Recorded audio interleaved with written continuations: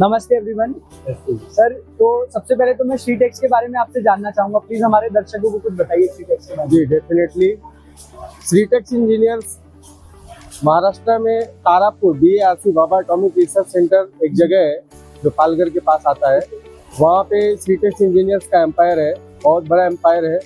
हमारा श्रीटेक्स इंजीनियर्स 2005 में स्टार्ट किया था हम लोगों ने, और आज के डेट में 13 एकड़ के लैंड में ये फैला हुआ है। ये ऑन हाईवे है। जब आप मुंबई से अहमदाबाद हाईवे के लिए जाते हैं टुवर्ड्स सूरत को, तो हाईवे के पास में ही, ऑन हाईवे ही ये हमारा बहुत बड़ा एम्पायर है जो आने जाने वाले किसी को भी दिख जाएगा।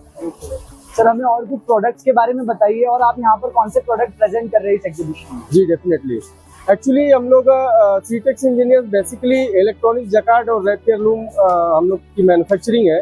हम लोग रैपियर लूम और इलेक्ट्रॉनिक जकार्ड बनाते हैं and different types of machinery है उसमें। जैसे नंबर ऑफ हुक्स अलग अलग आते हैं इलेक्ट्रॉनिक जकार्ड में। रैपियर लूम में भी अलग अलग मॉडल्स हैं, और जैसे लाइक अगर मैं आपको बताऊं तो अल्फा मॉडल है हमारा, एक अल्फा प्लस मॉडल है रैपियर लूम में, दूसरा एक एक्सेल मॉडल है, उसके बाद एक एक्सेल प्लस मॉडल आता है। ऐसे करके अलग अलग टाइप के मॉडल्स बनाती है कंपनी हमारी। और जकार्ड में भी अलग अलग मॉडल्स हैं जो आपके सामने ये हमारे स्टॉल पे हमने लगाया है। ये GJY मॉडल है। और एक ये इधर जो है आपके सामने ये DLX प्लस मॉडल है। इसमें एक DLX मॉडल भी आता है। अच्छा। तो लगभग 4-5 तरह की जो प्रोडक्ट है वो हम लोग बनाते हैं। और सर, अभी तक एग्जीबिशन का रिस्पांस कैसा रहा है आपके स्टॉल? एक्चुअली अभी यहाँ पे इचलकरंजी में हमने फर्स्ट टाइम पार्टिसिपेट किया हुआ है, और उसके हिसाब से अभी ठीक चल रहा है। और मार्केट होप करते हैं कि आगे अच्छा होगा यहाँ पे। राइट।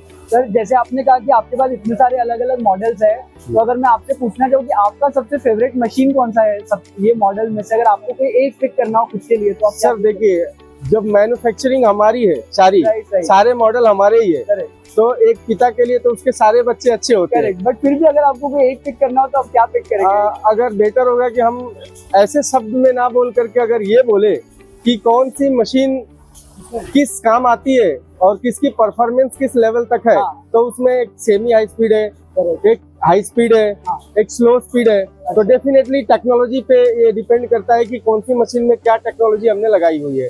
जिसमें एडवांस फीचर्स लगे हैं उसमें एडवांस टेक्नोलॉजी है, तो उसके बेनिफिट्स कस्टमर को मिलते हैं, पास ऑन होते हैं। करेक्ट। सर, अगर आपको इंडियन टेक्सटाइल इंडस्ट्री के लिए कोई एक मैसेज देना हो तो क्या मैसेज देंगे आप? इंडियन टेक्सटाइल इंडस्ट्री के लिए हम ये मैसेज देना चाहते हैं कि इंडिया हमारा टेक्सटाइल के लिए बहुत बड़ा बिगेस्ट मार्केट है, और day by day India develop होता जा रहा है। आज हम लोग चाइना के कंपैरिजन में आ गए।